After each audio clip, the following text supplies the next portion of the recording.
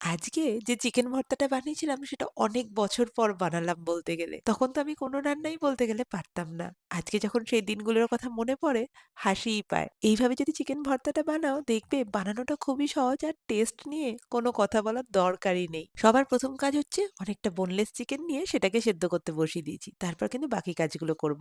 আজকে আমার গলাটা শুনতে একটু অদ্ভুত লাগছে। কালকে রাত ১২ঃ০০ টার সময় আইসক্রিম খেলে যা হয় সেটাই হয়েছে।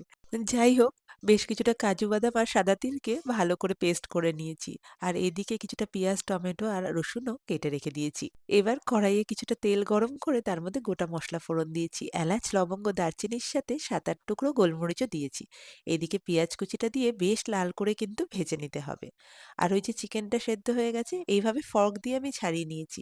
আমার এইভাবে ছাড়াতে ইজি মনে হয়, তোমরা যদি হাত দিয়ে ছাড়াতে চাও সেটাও ছাড়াতে পারো। এদিকে পেঁয়াজটাও ভাজা হয়ে গেছে। এবার দিয়ে দিয়েছি বেশ কিছুটা রসুন কুচি। রসুনটা একটু নাড়াচাড়া করার পরেই দিয়ে দেব কিছুটা গুঁড়ো মসলা।